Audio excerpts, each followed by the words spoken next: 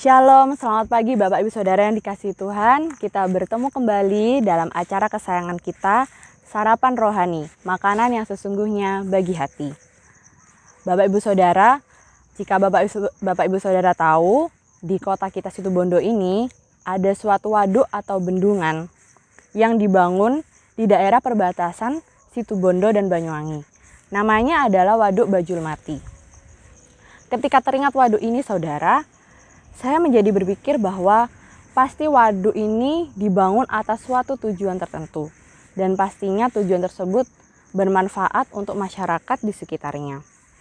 Kita tahu bahwa waduk atau bendungan adalah suatu tempat untuk menampung air. Sehingga dapat diatur pembagian air tersebut ke daerah-daerah yang akan dialiri. Terutama di musim kemarau. Air di dalam waduk menjadi persediaan ketika musim kering tiba, sehingga masyarakat tidak perlu khawatir akan kekurangan air. Waduk, saudara, ternyata dapat menjadi gambaran dari hati kita. Seperti waduk yang menampung air untuk menjaga kelangsungan hidup masyarakat, hati kita pun ternyata seperti itu, saudara. Hati kita di dalamnya juga pasti ada sesuatu yang mengisi, dan isi dari hati tersebut pasti akan terpancar keluar, entah itu sedikit ataupun banyak. Mari kita membaca suatu ayat di dalam Amsal 4 ayat 23. Jagalah hatimu dengan segala kewaspadaan, karena dari situlah terpancar kehidupan. Seperti apa yang ada di dalam waduk, kualitas airnya, jenis ikan-ikan di dalamnya, maka itulah juga yang akan dialirkan ke sungai-sungai kecil di sekitarnya. Jika kualitas air di dalamnya tidak sehat, maka air yang akan dialirkan juga tidak akan membawa kesehatan bagi masyarakat. Sama seperti hati kita, saudara, jika apa yang ada di dalam hati kita adalah hal-hal yang tidak baik, maka yang terpancar bukan lagi kehidupan, saudara, tapi hal-hal yang mungkin bisa menyakiti orang-orang di sekitar kita, atau bahkan tanpa sadar menyakiti diri kita sendiri.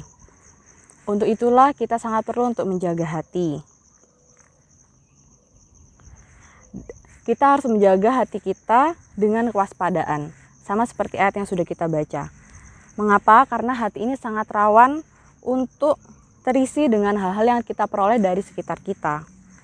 Dan sama seperti waduk yang menampung air dari sumber yang lain, yaitu hujan, kualitas air hujan itu akan menentukan kualitas air yang ada di dalam waduk tersebut. Hati kita juga isinya pasti akan dipengaruhi dari berbagai sumber yang ada di sekitar kita atau sumber-sumber yang kita serap. Entah itu dari lingkungan pergaulan, hal-hal yang kita baca, hal-hal yang kita tonton, dan lain sebagainya. Memang juga tidak menutup kemungkinan, saudara, bahwa kita akan menyerap hal-hal yang ada di dunia ini selama kita hidup di dunia ini. Ada dua hal, saudara, yang bisa atau yang perlu menjadi sumber dari isi hati kita. Pertama adalah firman Tuhan. Kita baca dalam Amsal 2 ayat 1.